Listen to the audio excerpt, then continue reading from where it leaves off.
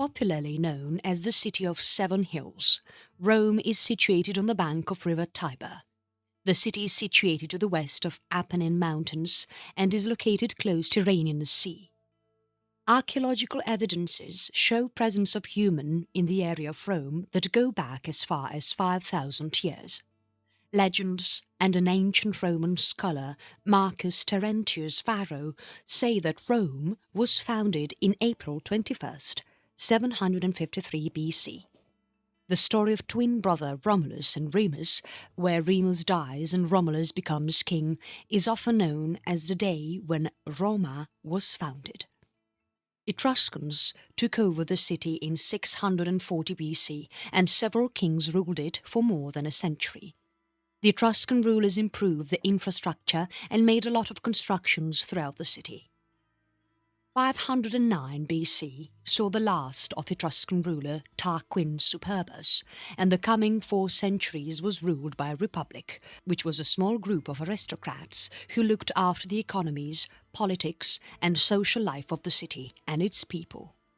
The Romans had strong military forces and quickly took over Italy and then Carthage, taking control of the western Mediterranean region. The huge size of Rome always posed a problem for its rulers like Pompey, Sulla, Gaius and Julius Caesar. The first emperor of Rome was Octavian, who was later known as Augustus. Augustus has command over 26 legions, and he and his successors were given several powers by the Senate for life. As an emperor, Augustus had tremendous powers, and he and his group of political administrators built several temples, monuments, aqueducts, arenas, and other buildings. Several emperors and rulers followed Augustus, under who Rome and his people saw it flourish and fall.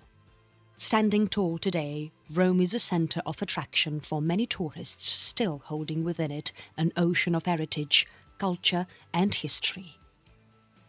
Ancient Rome. How the name Rome was given.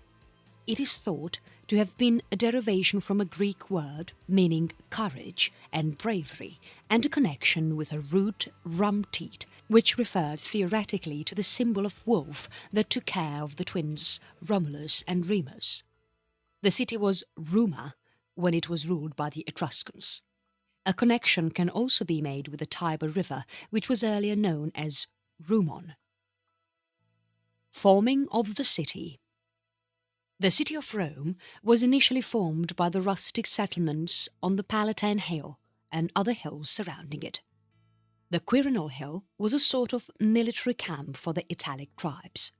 This part had an island where Tiber could be traversed, and Rome became a sort of crossroad for the travellers and traders who were travelling north or south on the western part of the peninsula. Archaeologists have found proof of 2 settlements from the 8th century, the Tichentis and the Luceres, who resided on the Quirinal Hill, and the Rumi, who occupied the Palatine Hill. There were several other tribes besides these who communicated in Italic. The Sabines, Umbrians, Latins, Oscans and Samnites are some of the tribes from the 8th century who share the peninsula with the Greeks and the Etruscans. Etruscans occupied the northern part of the peninsula and founded many cities which highly influenced the Romans. The only knowledge of the Etruscans has been derived from the tomb and grave findings. The excavations show that the Etruscans were warlike and were patriarchal and patrilineal.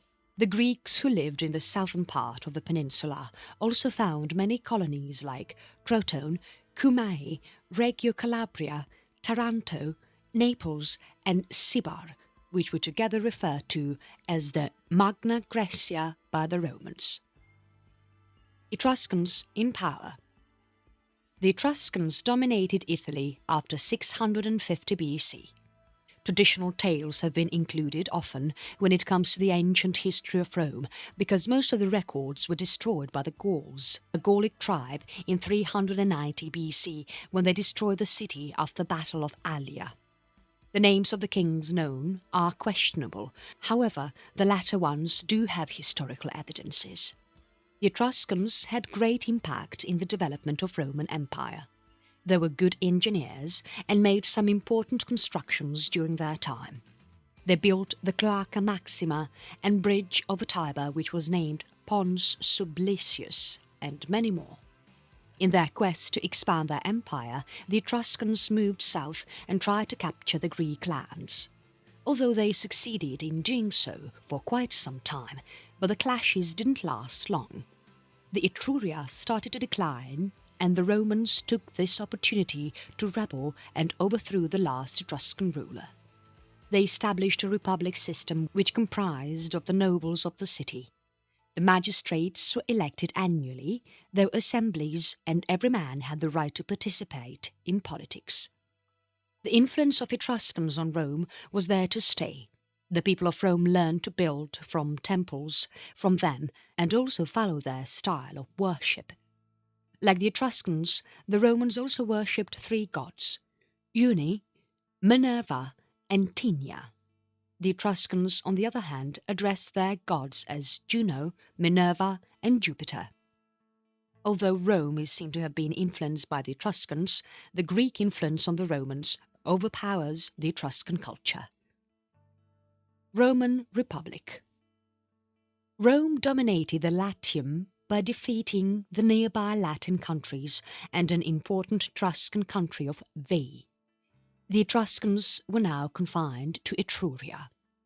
Somewhere in the end of 6th century BC, Rome and Carthage together made a treaty which clearly demarcated the boundaries and structured trade among them.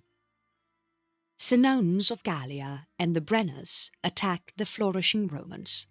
The Battle of Allia was the fiercest that happened to the Romans, but Rome soon rebuilt what they had lost. They conquered the Etruscans and seized the territory from the Gauls.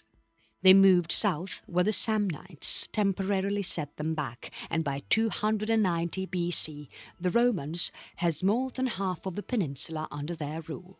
Rome was frequently at war, and amidst this they also faced internal conflicts. The aristocrats, or the patricians, and the commoners, or the plebeians, had struggles amongst them. These skirmishes led to the establishment of ancient Roman Republic, where the patricians had to share the political equality with the plebeians. It was only when the plebeians left the city in 494 BC in revolt that the plebeian tribune office was formed and power was given to the plebeians. By the 2nd century, Rome experienced an expanse in their population. The Romans now also added Sardinia and Sicily to their realms. The Romans admired the Greek civilization, and the Greeks thought that the Romans would help them settle their civil discords. The Greeks invited the Romans multitudes to intercede in Greece. Greeks were soon subdued, and by the Romans, who crushed the Macedonian assemblage in 197 BC and 168 BC. Finally, the Romans crushed Corinth and pinned down Greece under their rule. Annexation of Carthage followed soon and was finally made a Roman province. The Romans did not stop their conquests and moved to Asia once they finished with their subjugations in Spain. Rome was in danger during the end of the 2nd century, when they were threatened by the invasions of Germanic people from tribes of Teutones and Cimbri. They entered Italy by crossing over River Rhone. Roman army went through a great reformation under their general and statesman Gaius Marius. He also won 2 decisive battles in 102 and 101 BC for Rome. His way of reorganizing the army was so effective that it was kept unchanged for several centuries. Slave rebellions and social wars between Rome and her allies gave rise to numerous internal complications, and the existence of republic was under threat. By the last century, Rome was a rich and thriving empire with wealth gained from their conquered countries. The allies of Rome got less returns and rebelled. They wanted to have the citizenship because they supported Rome all along. Although the battle was lost by them, they were given what they craved for. By 1st century AD, all the inhabitants of Italy were citizens of Rome. The political ways of the Republic was now unable to control the demands of the Romans and cope with any turbulence caused in the empire. The first triumvirate between Pompey, Julius Caesar and Marcus Crassus, dictatorship of Sulla and peculiar commands of Pompey made it obvious that the Republic would not last long. Julius Caesar suppressed opponents in the January of 49 BC and took Rome under his control. He ruled Rome for 4 years before he was assassinated in 44 BC. The leaders of the Senate, Gaius Cassius Longinus and Marcus Junius Brutus, one of the assassinators of Julius Caesar, tried to establish the Republic once again but was subjugated by Caesar's nephew and his lieutenant Octavian and Marcus Antonius respectively. Octavian and Marcus Antonius struggled for power for about 6 years, and on 2nd September 31 BC, Octavian won the final battle, which took place in the sea. Octavian was now the ruler of Rome and is also considered the first emperor of Rome. 2nd September 31 BC is also when the Republic ended and the time Principate began. Roman Empire. Early Empire. Rome was in its zenith of splendour by the time the Republic crumbled. It was by a very inch a befitting empire to rule the Mediterranean as a capital. The population was at its peak and reached over 3.5 million, and Octavian, who was now given the title of Augustus, made sure that Rome increased her finery every day. Augustus has been praised for founding Rome as a city of brick and have left it as a city of marble. Augustus completed many of Caesar's projects and also had several constructions under his command. Successors of Augustus continued to develop the city. During the rule of Nero, Rome was vanquished by fire on the night estimated between 18th and 19th July 64 AD. This fire is referred to as the Great Fire of Rome. Much of the city was destroyed by the fiery rage, but this only gave way for newer development. Industry and commerce had a very small part to play in the administration of Rome. So in order to sustain a huge population, the required necessities were fulfilled by other parts of the empire. The payment towards the purchases was collected from the public through taxes. During the end of 2nd century, the population of Rome deteriorated. When Marcus Aurelius was the emperor, Rome was struck by a deadly plague known as Antonine Plague. An average of 2,000 people died every day.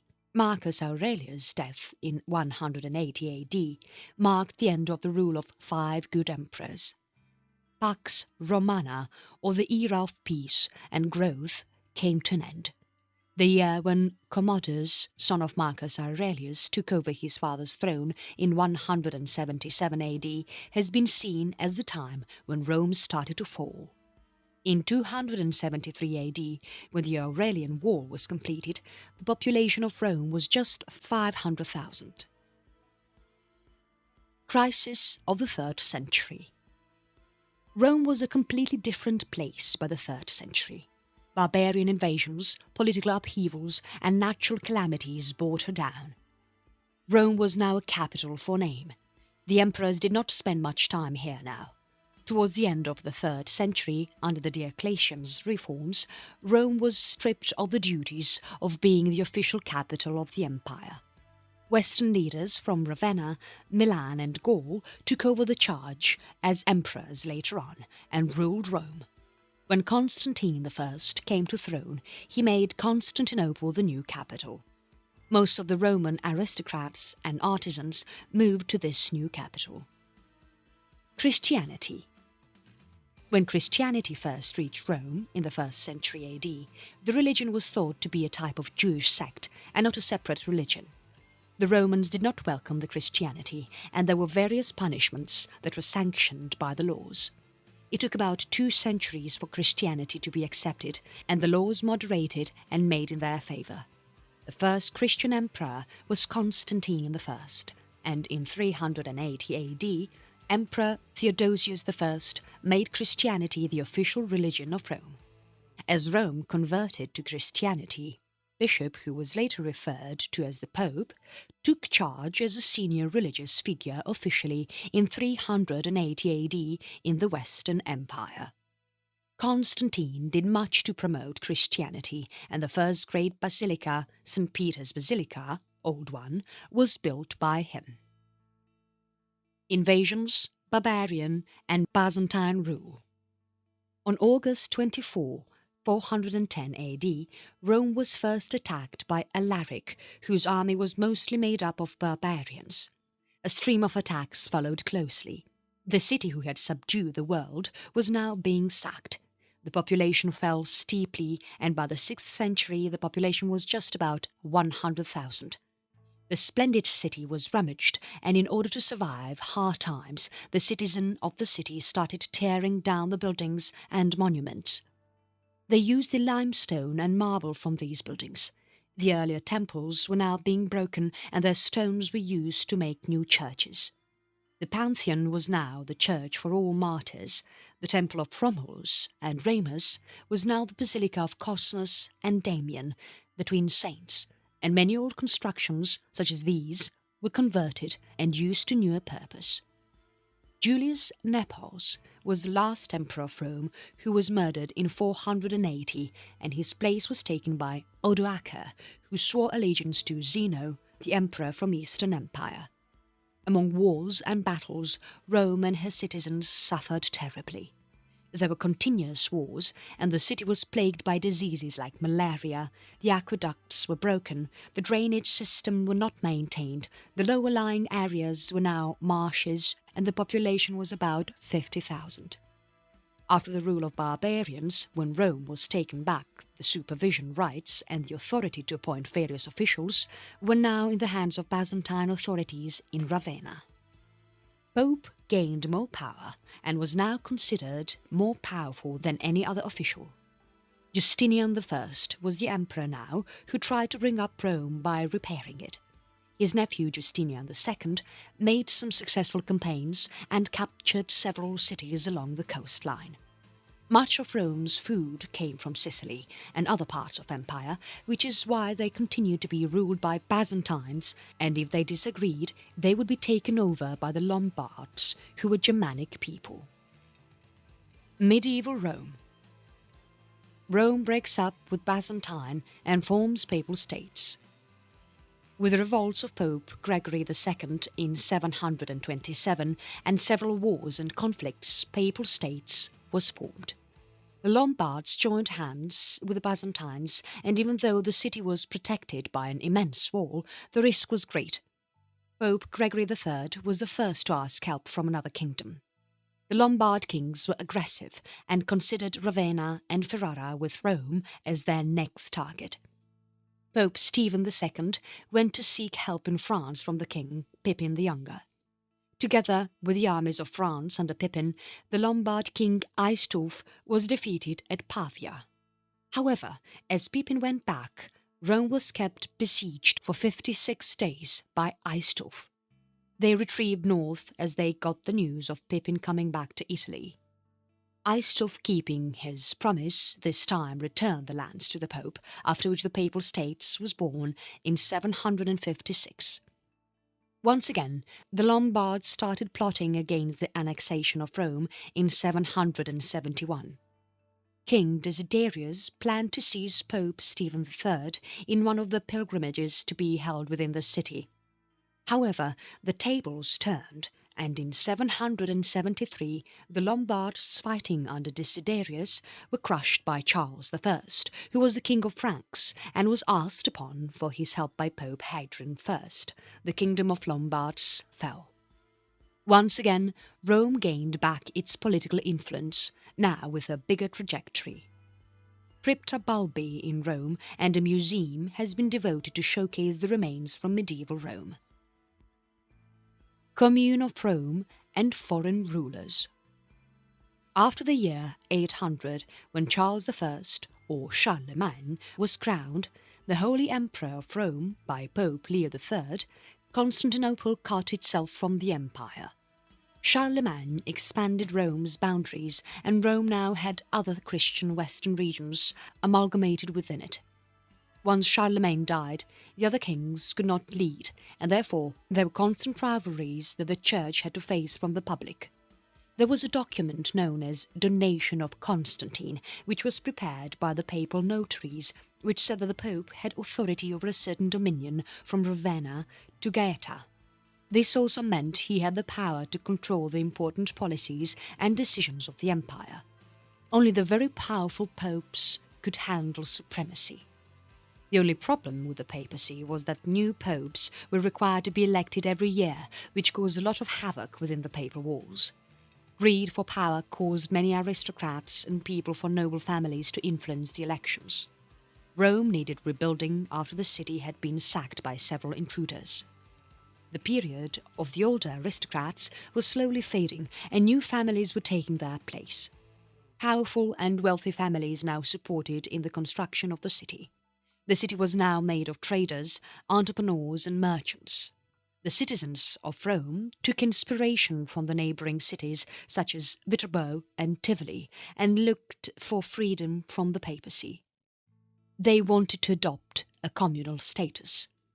Romans revolted in the year 1143 against the papacy, which led to the birth of Roman Republic, Senate and Commune of Rome. The people were not happy with the church rule, and the revolt, because of which the Commune of Rome was established, continued till 1155 before it was suppressed. The powers kept shifting between the Senate and Pope. It was during this time that the enemies took advantage and attacked Rome. To Rome's luck, the city was struck by plague and Rome was spared. Another communal administration was set up in 1188 by Pope Clement III. Politically, there was always chaos and stability, something that was much needed in the empire. The popes and the noble families were always in conflict. Several rulers changed, and Rome was also ruled by foreign rulers for years until their rule was brought to an end in the Battle of Tagliacozzo in 1268. Among these years of conflicts and battles, when Nicholas III came into power in 1277, he relocated the popes to Vatican from Lateran. His order also stated that Rome could not be ruled by a senator who was a foreigner. In the 13th century, Rome went through a situation for decay for about 70 years. Not only were there no new constructions done, there were no efforts made to maintain the older ones. The city was in ruins. 13th to 15th century. In the 13th century, there rose an Italian politician to power known as Cola di Rienzi. Before he could come into power, Cola was very popular among the people, and it was this power that helped him in capturing the Capitoline on May 20th, 1347. His deeds, once he came to power, were not impressive and was soon killed in one of the riots caused by an influential family. By 1378, there were several rulers who took charge of Rome, but were never successful in doing so. It was in this year that papal schism began. There were 3 men who claimed to be the true Pope of Rome. This lasted for 19 years, till the year 1417. The phase is also referred to as Western Schism or Great Schism. Martin V was elected to be the Pope once the papal schism ended. Renaissance in Rome. Rome is best known for its beautiful constructions, and it was in the 15th century when the papacy wished to bring about a Renaissance in Rome. They were thoroughly impressed by the Italians and wished the same for Rome. They started a spree of constructions of majestic churches, town squares, public spaces and bridges. Some of the most talented artists of all times were engaged to complete the work of art. Michelangelo, Raphael, Botticelli, Perugino, Ghirlandaio were some of the renowned ones whose work we all admire. The foundation of the Renaissance period for Rome was laid by Pope Nicholas V. Vespanzio da Bisticci and Lorenzo Valla belonged to this time. After centuries, Pope Nicholas V had managed to stabilize the political situation of Rome. The papacy had a strong hold of the administration of Rome. Any revolts were crushed and the rebellions were punished severely. Successors of Nicholas V, Calixtus III and Tuscan Pius II did not keep up the work started by Nicholas V.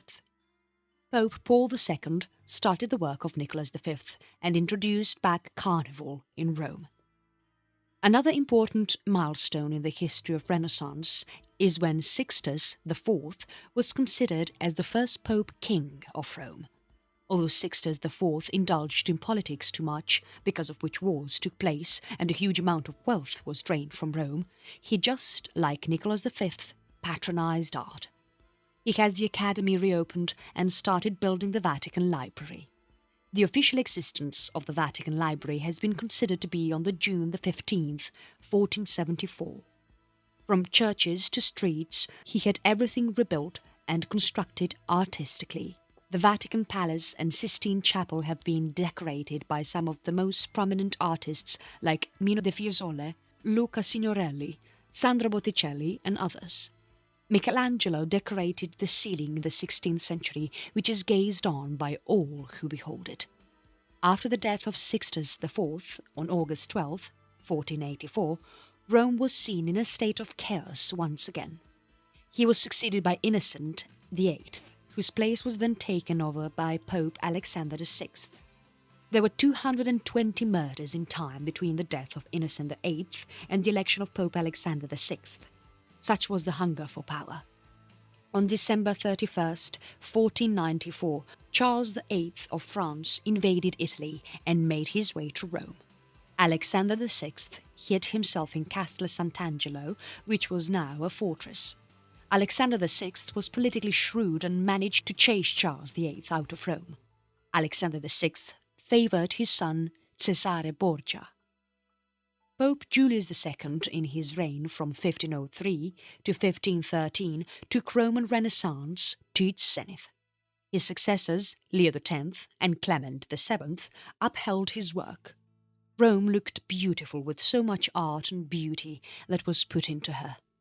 Raphael gained fame for his painting, while Michelangelo for his decorated ceiling of the Sistine Chapel. Rome was now losing its religious status and became a popular city for parties, feasts, immoral affairs, horse races and conspiracies. The Tuscan bankers in the city helped the city flourish in the economy. Early modern history of Rome. Rome was sacked in the year 1527 by the troops of Charles V, who was the Holy Emperor at that time. The soldiers trampled and crushed the city in the name of Pope Clement VII. About 1,000 people defending the city were executed before the soldiers started raiding the city. The Pope was imprisoned for months in Castel Sant'Angelo. This sack marked an end to the most marvellous eras of modern Rome. Martin Luther's claim about the greed of Pope for wealth resulted in travesty throughout Europe.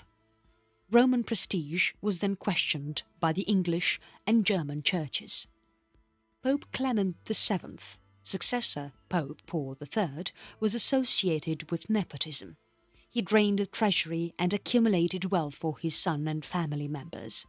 Yet he did contribute to the art and culture.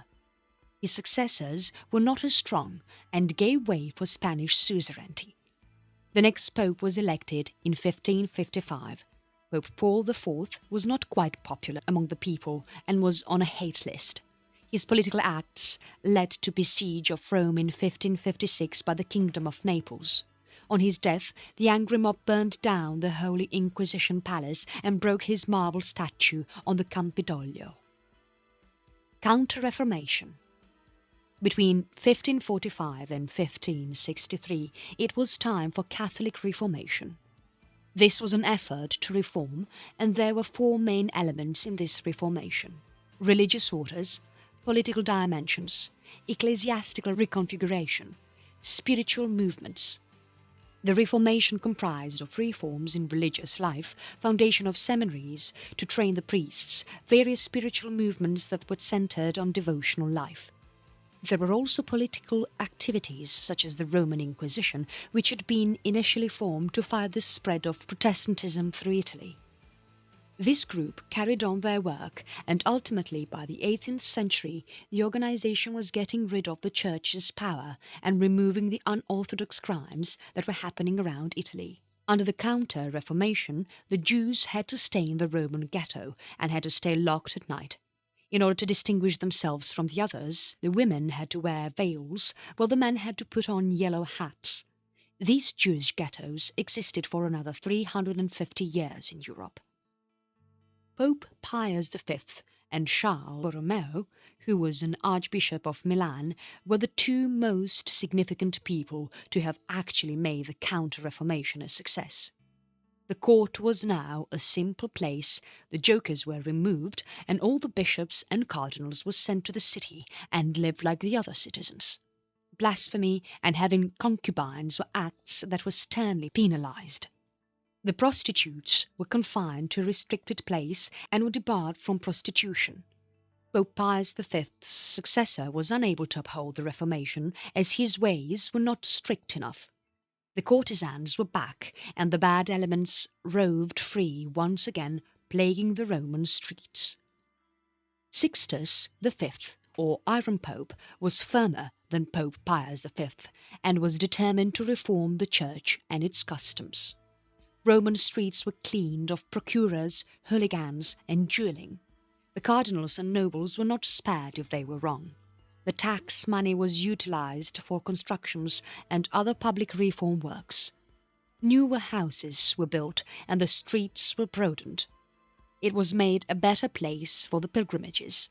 Between 1595 and 1590, Rome underwent a massive change for good. 18th century was an important period for the Romans. The empire spread now Latium, Marche, Ferrara, Umbria, Bologna, legations of Ravenna, Romagna, Pontecorvo, Benevento, parts of Avignon in southern part of France, and Comtat, Venaissin, that were part of the Papal States. Rococo and Baroque art flourished in Rome at this time. These famous Spanish steps and Trevi fountain were also constructed. In 1734, Palazzo Nuovo was open to the public. It was the first museum in the world which the people could visit. Giovanni Battista Piranesi was a famous artist who sketched several views of Rome. His versions of sketches of classic Rome were so beautiful that there were thousands who came to visit the city to see the actual ruins. Modern history of Rome. Unification of Italy. The Pope's powers came into question when Rome was seized by the armies of Piedmont. Piedmont has already united Italy under them. From 1861 to 1929, the exact situation of the popes was in question, and the situation has been termed as Roman question. They continued to remain in the palace and sent and received ambassadors, however did not leave Vatican till the dispute was resolved in 1929. The popes did not consider the rule of the Italian kings in Rome. A small Roman republic took place in 1798, but it did not last long. Napoleon took Rome under his empire and it was made a part of France. Congress of Vienna restored the Papal States once Napoleon fell. Comtat, Venaissin and Avignon were now made a part of France. 1849 saw another Roman Republic, and with it rose two powerful people from the Italian unification, Giuseppe Garibaldi and Giuseppe Mazzini. The Republic, like the first one, was short-lived. The mind behind these two figures was the Prime Minister of Piedmont, Sardinia, Camillo Benso di Cavour. For those who wanted to see a united Italy were unable to understand the exact consequences of the unification. Several revolutionaries demanded a republic, but ultimately it was in the hands of a king and his chief minister who held the power to bring together all the Italian states under a monarchy.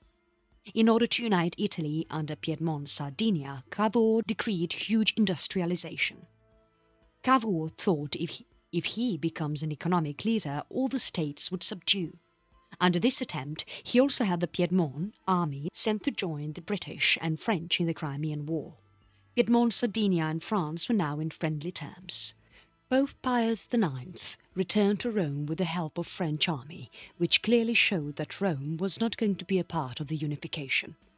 Under the Mill Expedition and Second Italian Independence War, the whole of Italy excluding Rome and Venetia were to be unified under House of Savoy. Giuseppe Garibaldi, who is also considered to be one of Italy's fathers of the fatherland, played a very important role in this unification.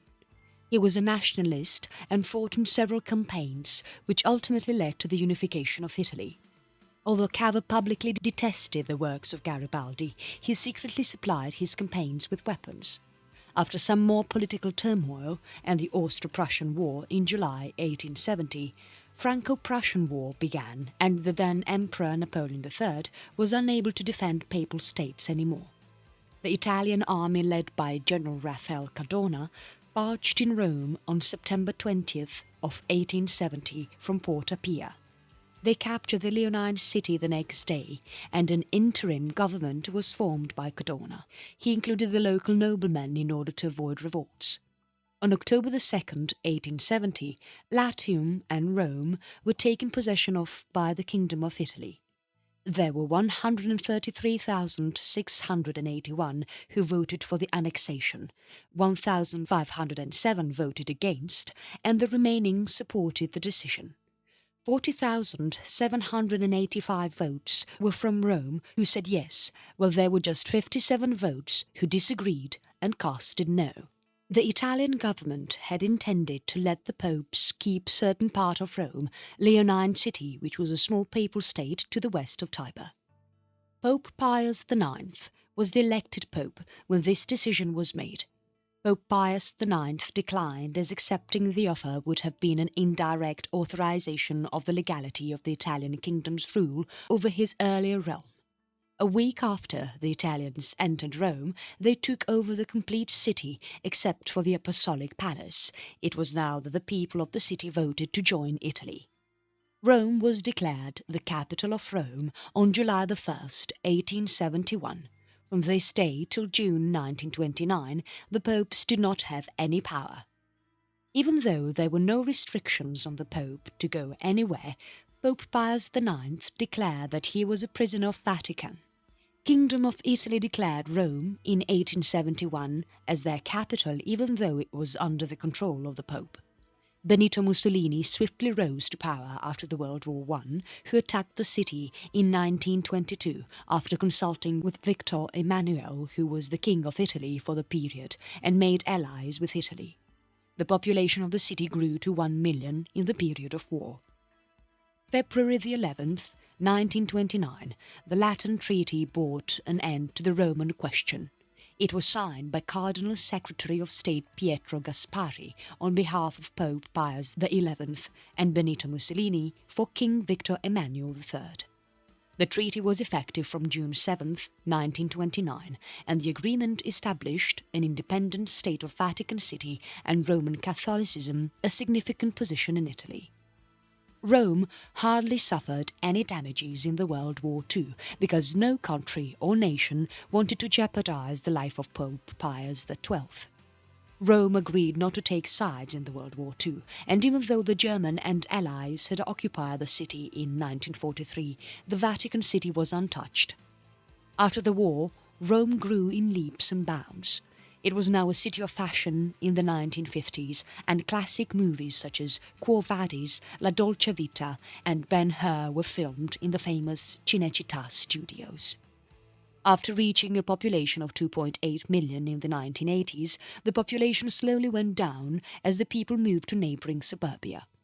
Several important institutions and government offices, including the Parliament, are located in the capital city of Italy, Rome. The city was much talked about when Summer Olympics was held in 1960. The famous Thermae of Caracalla and Villa Borghese were used as the venue for the Games. The Olympic Stadium and Villaggio Olimpico were built especially for the Games and the athletes to stay. Their government cleverly utilized them later on by converting them to a residential area. Rome is a modern city, yet it embraces a long history, tales of kings and queens, religion and beliefs, art and culture, wars and battles. Although there is much history that is yet to be excavated, the existing palaces, churches, fountains, public squares and tombs are all examples of the talent that the ancient Romans possessed. Several museums, such as Galleria Borghese, Musei Capitolini and Vatican museums, have artifacts preserved from the ancient past. Every piece of art is admirable and exquisitely beautiful. Rome continues to be an important city in all over Italy. Roman history is much more than just black and white words. Besides the magnificence, glory and power, history of Rome also entombs gory political upheavals, murders, wars and battles. Rome was not built in a day, and it is definitely difficult to sum up its entire history.